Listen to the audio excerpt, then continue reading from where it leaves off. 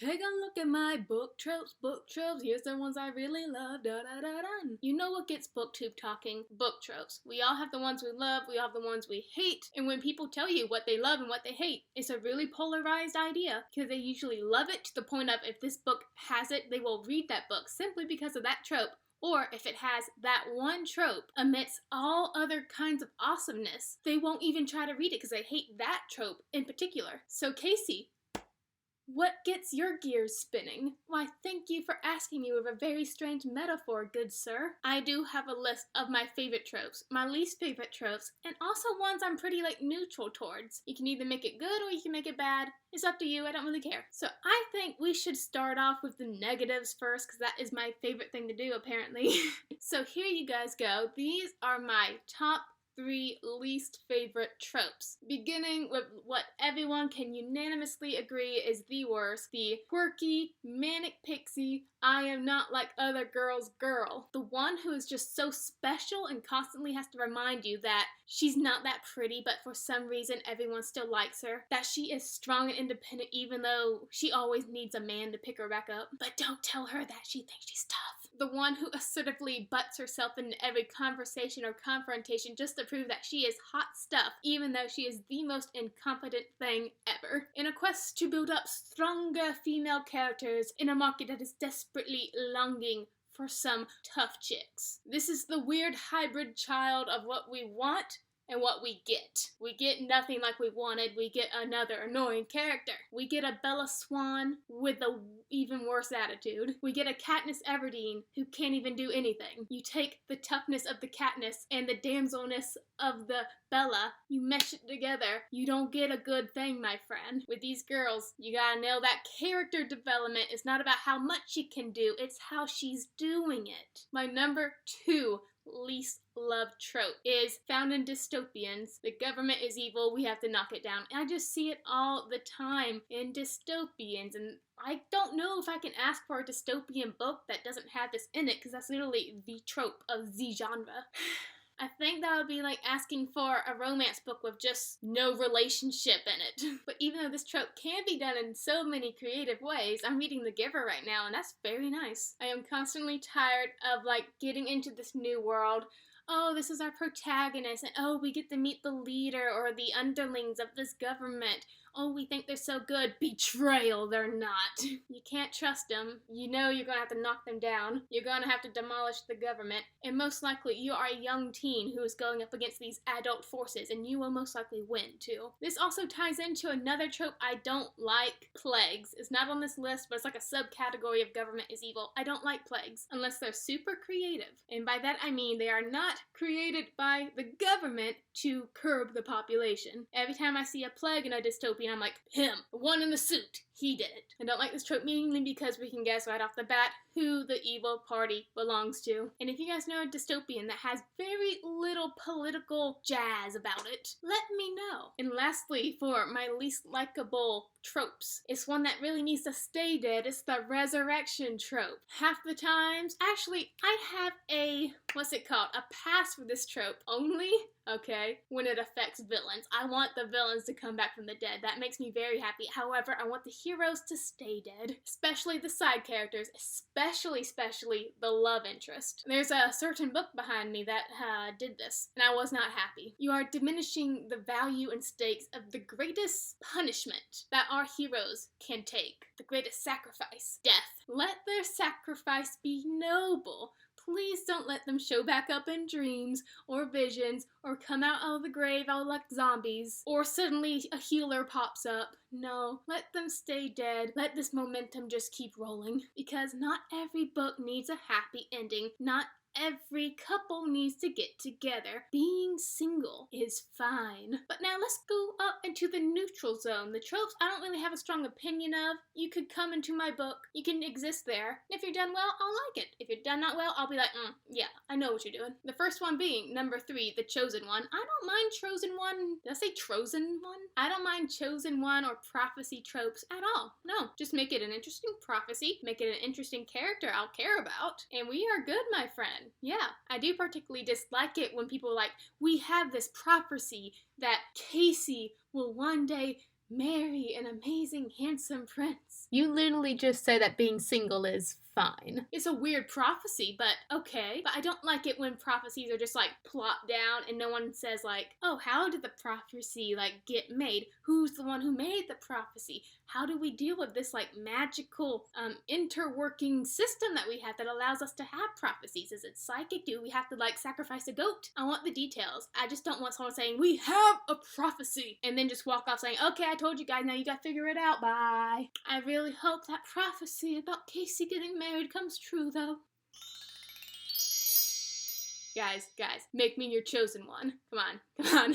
Number 2 would be one that is particularly, populated? Notable throughout YA. It's the orphaned protagonist. Whether you lose one parent or both of them, they all seem to be missing someone. And I am fine with this. Yes, let your bitterness over their death drive you to do better or even worse things. That is great. I like it. Go forth.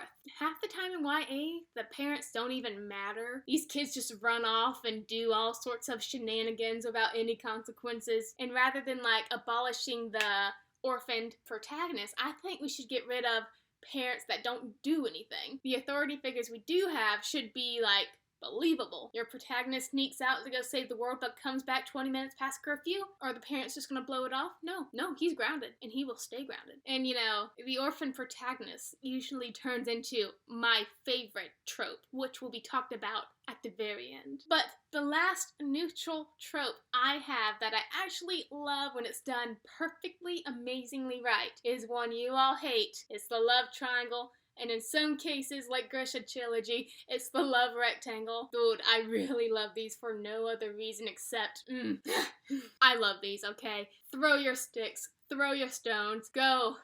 Have at it. But romantic tension. Sometimes it's the only tension in the book, and I will take it. I do have one rule for love triangles, though. I have to like every character in the love triangle. The girl, the 2 dudes. Here's an example. I was on Team Gale when the Hunger Games movies came out, and it was all people would talk about, are you on Team Peeta or Team Gale? I was Gale. However, years later when I reread the books, I'm like, I can't stand Gale. I'm on Team Peeta now. Gale just keeps like showing up and like putting himself into their conversations, and I'm like, dude, she doesn't like you that way. Stay over there.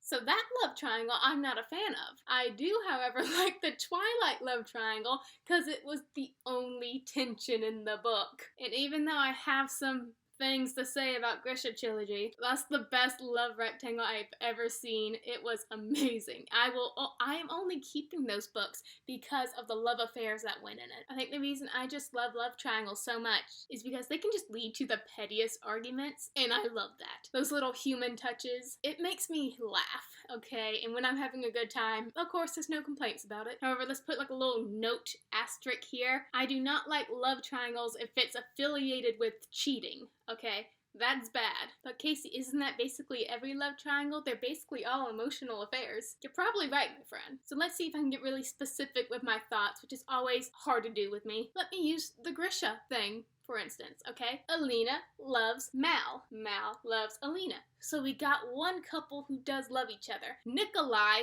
wants to marry Alina for like political gain, okay? No love there. But there is like a tension there. Like this is actually like the better idea than actually marrying each other for love, because this will save more lives than this, okay? Then we got the Darkling.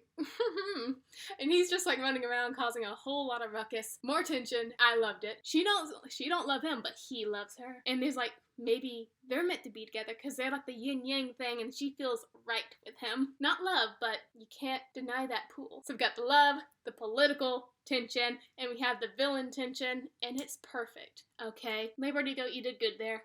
That's great. Why did you write King of Scars, though? But now we're getting up into the best of my tropes, okay? These are the books that if you tell me, oh, this book has it, I will definitely go grab it. One day I was talking to myself, like I do, when I'm lonely at my barista job, and you know who I always relate to in fantasy books? The Tavern Keeper. Who does the hero go to get information?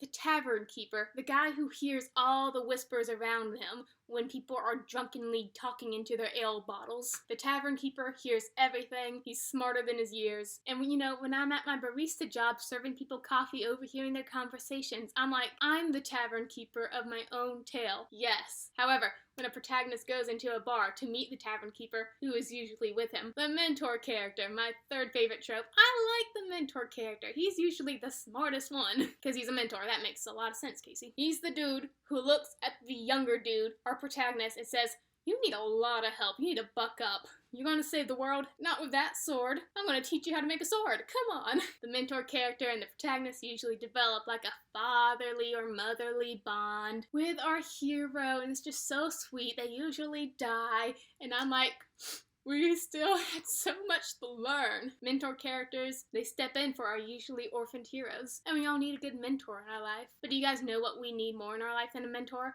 We need my second favorite trope, the one that probably shows I have the worst taste. So why are you guys listening to my booktube channel? I'm awful. We need the bad boy with a heart of gold, like the Darkling, okay?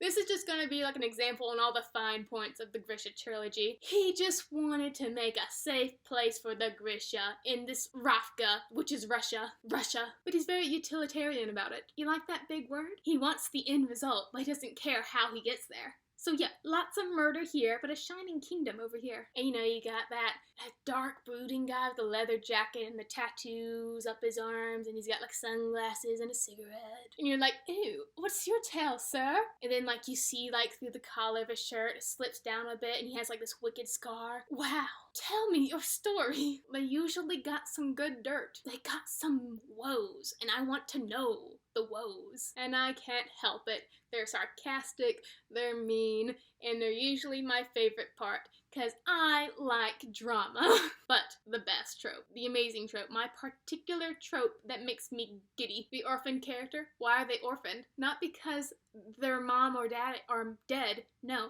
they're missing. But they're not missing, they know where they are, because they are the villain. My favorite trope, Luke, I'm your father, because the villain is related to the hero, and I love it. You got this protagonist with a heart of gold. He goes on this quest, but whoa, he's struck down, and then his villain rises above him as he's laying down on the ground, breathing in the dust. He can't breathe. He has like a wound or something in his chest. The villain leans over to him and he's like, "I'm your father. Happy missed birthdays. I hope you're healed from that. I'm sorry, son." I'm like, the drama. It just got tenfold. Then our hero, as he crawls out of the battlefield, his morals are questioned. He can't look at himself in the mirror anymore. His friends look at him with doubt. Strangers are repulsed by him, knowing his bloodline. Maybe he'll even start to follow in the villain's footsteps. I would, because the villain's my favorite character. I just want some more of the V.E. Schwab villain books. Why did she have to stop making book 3? That was a good series, guys. This is a plea. Tell me the best villains out there in the comments, because I want them. And those are my favorite tropes. Now that you know my taste, book recommendations from you guys just got so much easier. And I hope I didn't turn any of you lovely lads and lassies away telling you I actually enjoy love triangles and bad boys. It's for the drama. Catch y'all later with the newest video coming up soon. I think this is a good indication that like when some dark overlord takes over the world, you guys know what side I'll be on. Stay reedy, my friends.